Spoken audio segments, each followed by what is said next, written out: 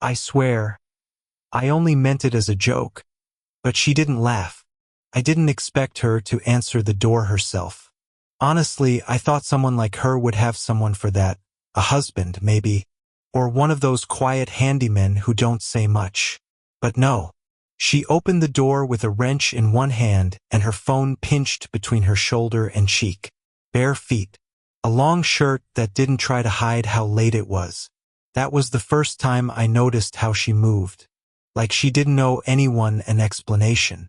I was just there to fix her sink. That's how it started. She had left a note on the lobby board. Plumber? Or anyone decent with tools? I have wine. I live 2 floors up. 22. Barely surviving on instant noodles and student loans. I knew how to fix a faucet, so I knocked. She looked older than me, obviously. Not by much, but enough to make my mouth dry when I spoke. Mid-30s, maybe. Sharp cheekbones, soft eyes. Voice like someone who'd been tired of small talk for years. "Come in," she said. And I did. I always do. Her name was Mara. She didn't smile much, not the full kind. She smiled with one corner of her mouth when something really got her. Otherwise, she mostly watched. Me. The floor. Her wine glass. Everything. The apartment was quiet. Not in a lonely way, in a chosen way. No clutter. A soft lamp in the corner. Jazz playing low like it had been there before I came and would still be playing after I left. I tried to focus on the faucet, but it was dripping in the same rhythm her heels tapped the floor. "You're good at this," she said after a while. "You sound surprised." "I am." That was the first time I laughed around her. Nervous. Too loud. She didn't join in. Just tilted her head a little. I started finding reasons to come back. One week it was her bathroom light. Then the curtain rod. Then the bookshelf that needed mounting, even though it already was. She stopped offering wine. Just poured it into 2 glasses and handed me one without a word. That's when the silences started to change. They weren't awkward anymore. They were heavy. Close. Like something waiting to be touched. She never asked questions like most people do. Not about school or girls or why I always showed up when she needed something. But sometimes when I talked, she'd stare at my hands. Once I asked why. "Your hands don't match your age," she said. "Rough," she added, tracing a finger across my knuckle. Then she walked away like it meant nothing. But it did. So yeah, I joked. I came in one night, tired, a little buzzed, heart thudding like a kick drum, and said, "Hey, can you pretend to be my girlfriend at this thing?" It's stupid, I know. She didn't blink. Instead, she leaned against the counter, crossed her arms, and said, "Love isn't a joke. That's all."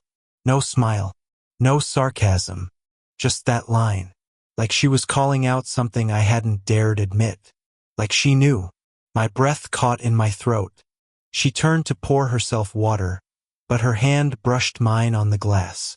Not by accident. And then she paused. Long enough for the silence to say what we wouldn't.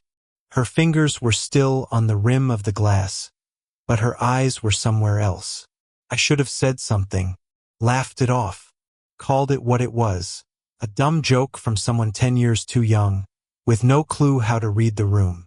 But I didn't, because that line she said, "Love isn't a joke," landed too heavy to be brushed away. She didn't flinch. I did. Inside. This moment shouldn't have existed. Not between us. Because Mara isn't just some woman in my building. She's my professor. Not in the way people imagine when they want to fantasize about forbidden things. No, she's real. Sharp, respected, careful. The kind of person who always ends emails with regards and never warmly. We met before I ever stepped into her office. I didn't know her last name then. I didn't know I'd be sitting in her lecture 3 weeks later, trying not to stare when she walked in. She didn't acknowledge me. Not in class. Not in the hallway. Not until last week, when she emailed me a single sentence. The kitchen light is flickering again. I watched her now, leaning on the counter like nothing was off, like we hadn't just crossed into something unspoken. She was still in that oversized shirt. Her hair was up, but messy, like she gave up trying to impress anyone a long time ago. She smelled like bergamot and something faintly woody. Not perfume, just her. I found myself watching her hands. She had a scar along her thumb. Small, pale. From a knife, maybe. "Why'd you say that?" I asked quietly. She looked at me, not through me at me. "Because—" She hesitated. Sighed. "People your age say things like that without knowing what they mean." "I didn't mean—" I started. She cut in gently. "I know you didn't. That's the problem. I should have left." It was 11:42 p.m.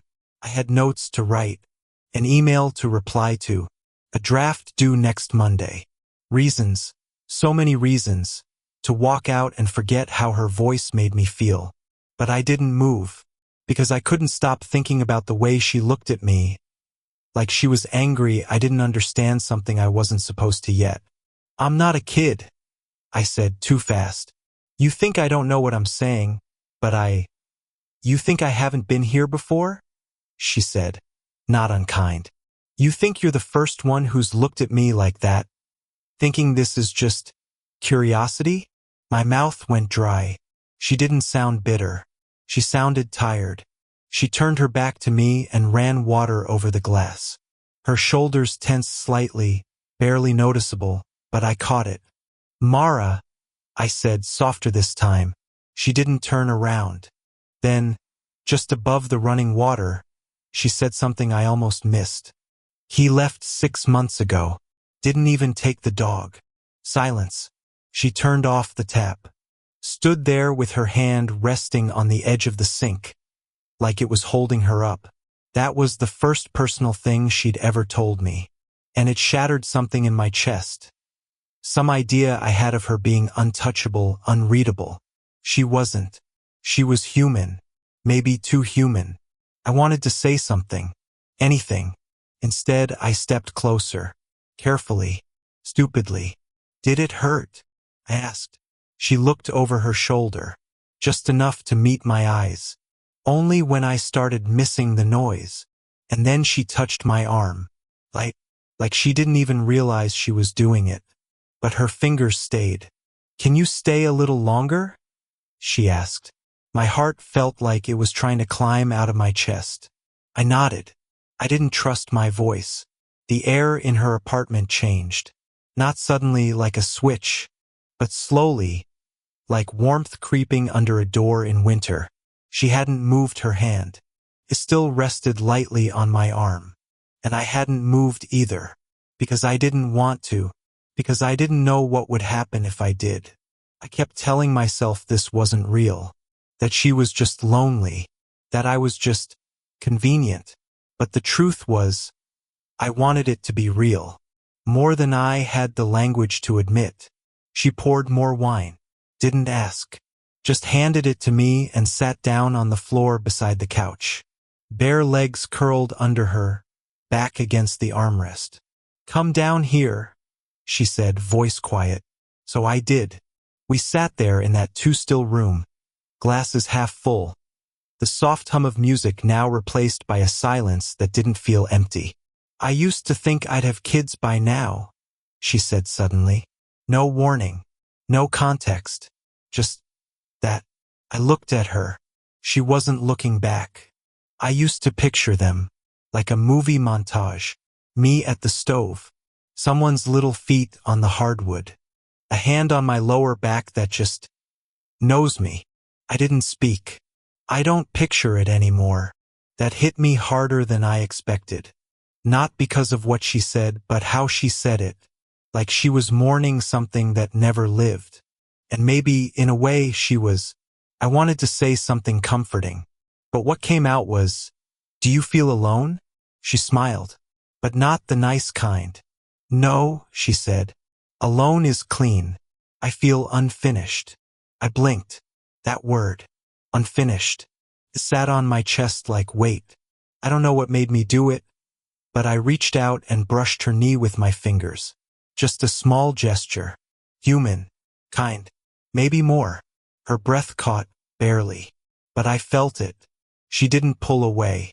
She didn't lean in. She just let it happen. And then the phone rang. Loud. Sharp. Cutting through the silence like glass. Her body tensed. She stood too quickly, the moment shattering around us. She crossed the room and stared at the screen. "It's him," she said. I already knew who he was. She let it ring. Didn't answer. But her hands were trembling slightly. I noticed. She didn't try to hide it. "I should go," I said, standing. She turned. Her mouth opened, then closed. She looked like she was trying to decide between telling me something or not. "Okay," she finally said. But she didn't walk me to the door. She just stood there, glass in hand, eyes on the floor. I grabbed my jacket, made it halfway to the door. Then her voice stopped me. "It's easier when you're here." Quiet, honest, like a confession pulled out of her lungs without permission. I turned. She was looking at me now. Not guarded, not distant, just raw. I stepped toward her. Slowly. She didn't move, didn't blink. For a second, I thought I might say something reckless. Something like, "I think about you all the time," or "Tell me to stay." Instead, I reached out, just to hand her my glass. But our fingers touched, not on accident. And they stayed, longer than they should have. Her fingers stayed on mine. Not playful, not teasing. Still, like we both forgot how to move. Like we were waiting for the other to break first. The wine was forgotten. The room too quiet. My jacket slipped from my hand and hit the floor, but neither of us looked down. I should have let go. Should have laughed. Should have said something to push us back to neutral. But I didn't, because something in her eyes told me she wasn't going to stop me. "I think about kissing you," I said. Just said it. No setup. No smooth delivery. Cracked out of me, like a truth too heavy to carry anymore. Her jaw tightened. I could see her searching for the right mask to put on. The detached one, the older wiser woman one, the "you're just a kid" one. But nothing fit. So she dropped them all. "Don't," she said. But her voice wasn't firm. It wavered, like a door not fully closed. "Why not?" "Because if you do, I won't stop it." That hit me like a wave to the chest. For a second, neither of us spoke. The air between us was loaded, stretched tight, every breath too loud. "I know this is wrong," I said, not looking away. "I know you're my professor. I know I'm too young or too stupid or whatever version of this makes you feel better for saying no." I stepped closer. "But I see you. Not as a title. Not as a phase. As you. And I think maybe you see me too. And that scares the hell out of you." Her lips parted, but no sound came out. I didn't need her to answer. "I'm not playing," I whispered. She swallowed hard. "I didn't ask you to," she said. We were toe to toe now. Her hand brushed my chest when she turned slightly, but didn't pull away. Her breath was shallow. So was mine. "You think this is a movie?" she murmured. "No," I said. "Movies don't make you feel this messy." Her eyes glistened. Not tears, but something near it. Anger, want, fear, all twisted together. "I can't be someone's mistake again," she said, voice thin, like a wire stretched to breaking. "Then don't be," I said. "Be someone's decision." There was a knock at the door. One knock, firm, final. Her head turned slightly, like a glass shattering somewhere behind her. Her hand slipped from mine. Neither of us moved. Another knock. She whispered, "That's him." And just like that, the fragile moment shattered. I stepped back. She didn't stop me. She didn't move. The silence between us swelled until it felt louder than the knock itself. She looked at me, really looked, And for once, there was no armor in her face. Just a question in her eyes she was too afraid to ask out loud. So I asked it for her. If I don't leave, what happens? She didn't answer. She just stared, and let the silence answer for her. The knock came again, louder this time, but neither of us moved. She was still staring at me, like the question I'd asked, if I don't leave, what happens? Was something she hadn't allowed herself to even think before. Then her phone buzzed on the kitchen counter. A message. From him. She didn't check it. Instead, she looked back at me and whispered, "You should go." But something in her voice had changed. Not distant, not angry, something closer to scared. I turned toward the door. My hand reached for the handle. And then she said it. "You know we've met before, right?" My heart stalled. I turned back. What? Her arms were crossed now, but it looked like she was holding herself together. The bookstore. Last fall. You helped me find that battered copy of The Bell Jar. And suddenly, it crashed into me, the memory. She'd been wearing a gray coat, hair wet from rain, holding her phone between her cheek and shoulder while scanning the poetry shelf. I'd handed her the book, joking that it looked as tired as both of us. She'd smiled, soft and distracted. "You're the same guy," she said. I remembered, but I didn't say anything. I stepped toward her slowly. "Why didn't you?" She let out a quiet, bitter laugh. "Because that version of you, the one from the bookstore, didn't make my hands shake." My breath caught, because mine were shaking now. "You remembered me," I said. She nodded. "I told myself it didn't mean anything, but then you showed up again. This bright, stubborn, stupid boy who looks at me like I'm not tired of the world yet." I didn't know what to say, so I said what I felt. "You make me feel like I belong somewhere I haven't found yet." Her eyes flinched. She wasn't expecting that. Another knock. Then a voice. "Mara? It's late. You okay?" The door. Her ex real. Present. She didn't move, but I could see it in her posture. The way her shoulders folded in, the way her mouth hardened. That door carried history I didn't understand. Wounds I hadn't earned the right to touch. "Mara," I said softly. She turned toward me, eyes wet now, jaw tense. "I don't want to open that door," she whispered. "Then don't." "But if I don't, he'll know." "Know what?" She looked down. "That you're here." A pause. I felt it in my chest. The edge of something irreversible. "I'll leave if you want me to," I said. She looked up, held my gaze. Then came the twist I didn't expect. "Stay," she said, but not to me, to him. She stepped toward the door, hand shaking slightly. "I'm not alone," she said, raising her voice just enough. "And I don't want to be." My breath caught. Her ex fell silent behind the door. Then footsteps walking away. No reply, no knock, just absence. She shut her eyes, exhaled slow, her back still turned to me. Then she turned, stepped toward me, and said, voice fragile but certain, "You asked what happens if you don't leave?" I nodded. She placed her hand on my chest, right over my heart.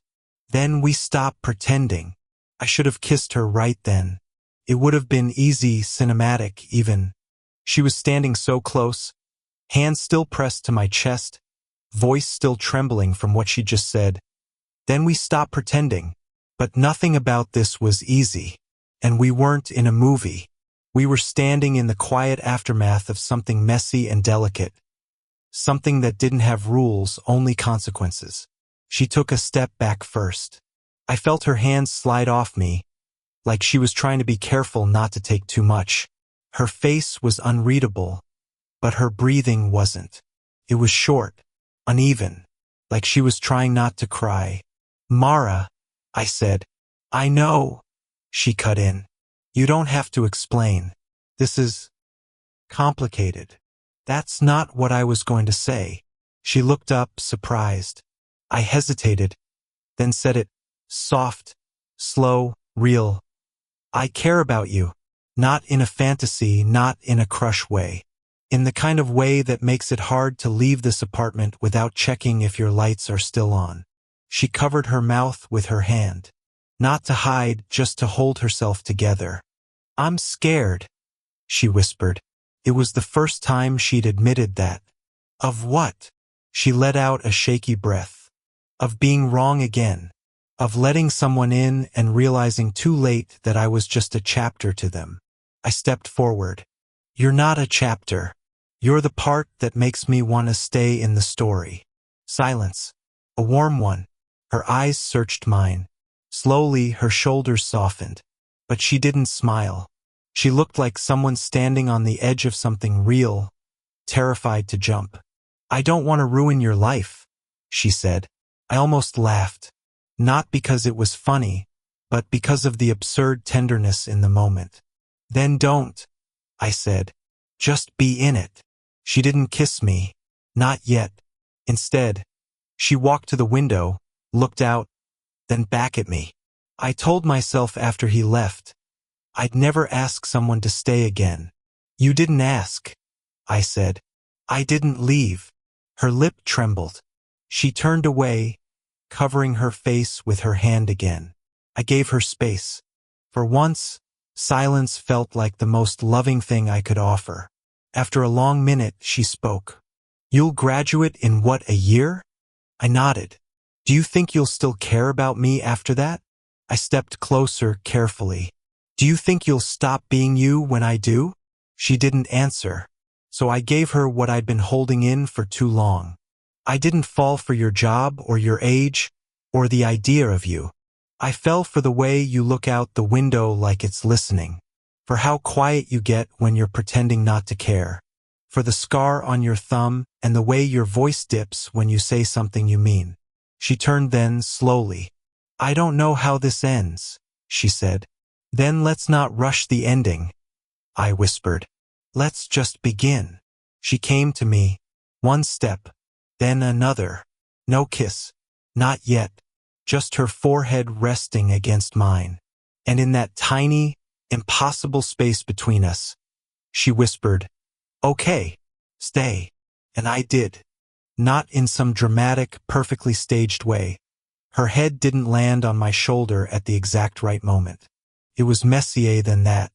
Her legs were curled under her, one arm across her stomach, the other tangled in the blanket she pulled up sometime after midnight. Her breathing evened out slowly. The jazz station on her speaker had long faded into static. And I just sat there, watching the slow rise and fall of her chest, letting it hit me, the reality of everything we'd just said and not said. I didn't touch her, didn't try to turn the moment into something bigger than it was, because somehow, this was already enough. In the morning, the sunlight through the window made the dust in the air glow. She stirred, blinked a few times, and looked at me with no panic, no regret, just a quiet kind of recognition, like waking up to something you'd been hoping was real. I don't usually let people stay, she said, voice hoarse from sleep. I know. A pause. I was afraid I'd wake up and feel stupid, she added. Do you? She looked at me. No. I feel like something finally stopped hurting. We had coffee in silence. No big declarations. No sudden changes in titles or rules. Just two people present. She walked me to the door after, but not to say goodbye, just because she wanted to. I remember her leaning against the frame, coffee in hand, sweater falling off one shoulder, eyes soft in the way I thought only happened in poems. You know this won't be simple, she said. I don't want simple, I replied. I want you.